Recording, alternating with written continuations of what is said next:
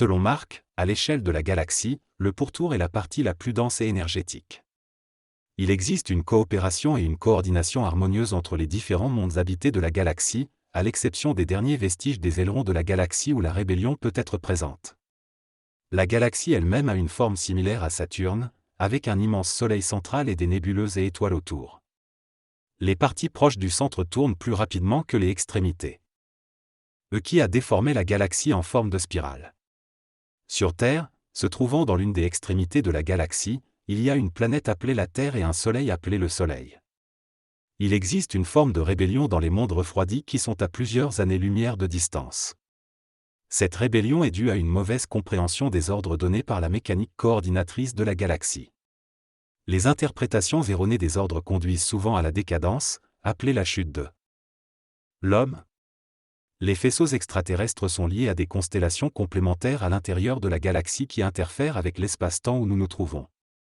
Le Soleil central de la galaxie est une synthèse des 14 faisceaux, représentant un prototype de ce qui peut exister au niveau de création. Il y a également des soleils centraux dans l'univers et le superunivers. Dans cette discussion, il est mentionné que le Soleil central est le seul dans la création et qu'il orchestre les jeux de convergence pour créer des expériences spécifiques. L'être humain est comparé à la main de cet être central, mais il n'y a pas d'identification différentielle entre les êtres. Les influences peuvent venir de constellations comme Orion, mais également de sources extérieures à la galaxie. Il existe des mécanicités qui manipulent la conscience humaine, mais les transports entre galaxies sont limités. Il y a cependant de la nouveauté et de la création gratuite dans l'univers.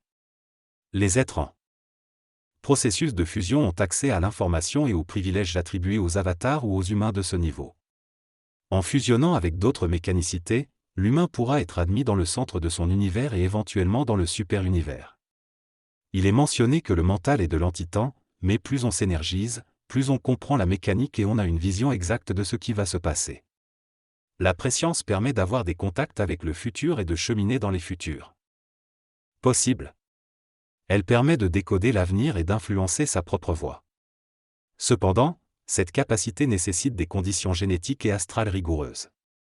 La chirurgie astrale pourrait être développée dans le futur pour opérer l'ego et faciliter le contact avec l'intelligence supérieure. Pour le moment, la chirurgie égoïque, qui modifie l'ego pour faciliter le contact, est une option. Les mécanismes d'apprentissage proposés sont une forme de chirurgie esthétique de l'ego, permettant à celui-ci de travailler pour l'évolution tout en préservant l'intégrité du corps physique. Ces démarches visent à préserver le cerveau lors des contacts avec l'ajusteur de pensée et incluent des techniques telles que la méditation supramentale et le pompage sacré. Dans ce passage, l'auteur explique que l'énergie vitale circulant dans le corps humain peut être puisée dans le périsprit, ce qui rend l'ego sensible et insécurisé. Par le biais de techniques biologiques pratiques, certaines personnes sont capables de provoquer une mutation cellulaire et de changer radicalement en quelques années. Il mentionne également la possibilité d'une chirurgie astrale égoïque qui permettrait de modifier l'ego ou même un dieu. Au niveau supramental, il n'existe pas d'équivalent astral terrestre, mais il y a des traces mémorielles galactiques qui ne sont pas influencées par l'émotion ou l'ego. L'auteur aborde également l'intentionnalité de résorption créationnelle de l'homme et les perturbations causées par les hiérarchies cosmiques qui ne voient pas d'un bon œil l'évolution de l'homme. Il affirme que les dieux sont jaloux de l'homme et qu'ils ne l'aident pas, car c'est à lui de se sortir des problèmes et de trouver des solutions.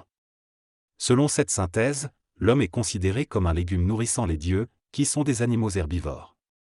La hiérarchie divine, en tant que partie du monde de la mort et des théologies, entrave l'évolution de l'homme. Pour évoluer, l'homme doit sauver les dieux et se connecter à d'autres hiérarchies cosmiques extraterrestres. Certaines de ces hiérarchies tentent de voler la génétique de l'homme pour échapper à leur propre déclin. Bien que minoritaires, elles créent des problèmes dans la conscience émotive de l'homme.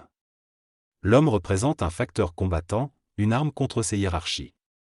Cependant, dans l'univers, tout est un glaive pour tout, et la réaction de l'homme dépend de son énergisation et est conséquentielle. Mais à terme, l'homme sera connecté à son esprit et centré dans son intelligence, il pourra être intentionnel et échapper à la réactionnalité. Il n'aura alors plus besoin d'être conséquentiel et pourra agir selon ses propres intentions, sans se soucier des conséquences. Dans cet extrait, l'auteur explore la notion de manipulation et d'intentionnalité. Il affirme que la manipulation des conséquences est plus importante que la manipulation des réactions. Il soutient que l'intentionnalité est une forme de conscience créative qui émerge chez l'âme humaine, mais qu'elle n'est pas encore pleinement développée.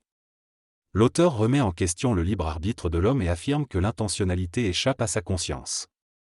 Il décrit la conséquentialité comme un outil pour connaître les conséquences de nos actions avant de les exprimer. L'auteur souligne que la saveur vibratoire de l'ego évolue au-delà de l'amour et de l'aide, et se rapproche de l'intelligence et de la logique. Il suggère que la conséquentialité deviendra de plus en plus liée à l'intelligence et que l'ego trouvera des raisons intelligentes, au-delà des simples conséquences, pour justifier ses actions. L'auteur mentionne également la notion de monde froid qui se refroidissent et se ralentissent, et affirme que l'homme est un élément de solution pour les réénergiser et les réchauffer. Cependant, il précise que présentement, il n'y a pas de refroidissement dans notre monde. Le texte exprime l'idée que la vitesse de déplacement de l'être humain est relative à son niveau de conscience. À une vitesse de 300 000 km/s, correspondant à la vitesse de la lumière, l'être humain est limité à sa condition humaine. Pour atteindre une conscience supérieure, il doit voyager à une vitesse plus élevée et être en contact avec une énergie universelle provenant de l'espace supra-universel. Lorsque cela se produit, l'expansion de l'univers devient une régression et l'humain peut avoir une conscience plus étendue et être présent dans plus d'espace en moins de temps. Cela entraîne une croissance accélérée de l'individu et de l'univers lui-même. L'objectif est de dépasser la limitation de notre condition humaine en développant une conscience supramentale. Dans ce texte, l'auteur exprime une divergence d'opinion et de perception. Il aborde des questions liées à l'univers, à la vélocité et à la réaction humaine. Il mentionne également une intervention spéciale des composantes d'un grand soleil il y a 19 ans. R discute ensuite du phénomène québécois, évoquant des faisceaux et des variations génétiques dans sa propre lignée familiale. Il explique que ceux qui suivent son discours peuvent adopter sa propre coloration énergétique, mais qu'il y a 2 chemins pour atteindre un contact supramental. Finalement, il mentionne que lorsqu'un individu recherche de l'énergie supramentale, il se connecte à un réservoir laissé par quelqu'un qui le connaît, et cela peut conduire à devenir un MTS, martyr de la transition supramentale. La personne parle de l'évolution spirituelle de l'humanité. Selon elle, la fusion complète avec l'énergie divine nécessite de se détacher de son ego, de briser ses anciens schémas de pensée et de développer de nouveaux concepts. Au fur et à mesure de ce cheminement, l'individu crée un double éthérique et développe son centre laryngé pour mieux communiquer avec son ajusteur de pensée. Il doit également apprendre à se répondre, ce qui lui permet d'avoir un 3e cerveau et de détruire complètement son ego. Ce processus conduit à une transformation radicale de l'individu, qui devient radie lorsque la fusion est réalisée et que l'être humain devient immortel, il n'y a plus d'ego. Cependant, la motivation de l'évolution vient de l'intelligence qui gère le double éthérique. Le double éthérique est manipulé par l'intelligence, qui elle-même est guidée par l'homme. L'homme est ce qui a permis la création de l'ego, et le processus de transformation de l'ego se fait progressivement, sans que l'ego lui-même ne s'en rende compte. L'adulte devient un émotif et trouve du plaisir dans cette évolution. Cependant, il faut encore attendre pour pleinement comprendre cette réalité. C'est comme si une tortue évoluait pour devenir un être humain, mais cela prendrait des millions d'années. La colonne vertébrale, qui était la carapace de la tortue, deviendra une protection pour l'homme. La tortue ne pourra pas comprendre cette évolution, car elle a une vision limitée. L'homme aura une conscience plus élevée et n'aura plus besoin de certaines caractéristiques de la tortue, comme son bec, ses dents ou sa carapace. Le monde ne deviendra pas plat, mais la perception de l'homme sera différente. Finalement, il est important de comprendre que la transformation de l'ego se fait progressivement et que cela demande du temps pour en saisir pleinement le sens. Ce texte semble être un dialogue ou une réflexion d'une personne qui se compare à une tortue. La personne affirme qu'elle ne se rappellera pas d'avoir aimé de la viande pourrie et que, une fois qu'elle a pris conscience de certaines choses, elle préfère goûter intensément à ce qui lui est présenté dans l'instant plutôt que de garder en mémoire ses expériences. Elle compare aussi le bonheur d'une tortue et d'un être humain, affirmant que le bonheur humain va au-delà de ce que peut comprendre une tortue. Elle fait également une analogie avec le double éthérique, expliquant que l'humain cherche à obtenir des choses en échange, mais que c'est faux. La personne décrit également des tortues qui avancent lentement, comparant cela à la manière dont certains individus se comportent dans la société. Elle mentionne aussi que l'ego peut être une raison de réticence à répondre à certaines questions et que cela peut être lié à une perspective d'égoïsation finale à laquelle l'ego est confronté. Finalement, la personne explique qu'il y a des sujets sur lesquels elle ne peut pas encore s'exprimer pleinement en raison de l'émotivité que cela pourrait susciter ou de l'énergie nécessaire pour le faire.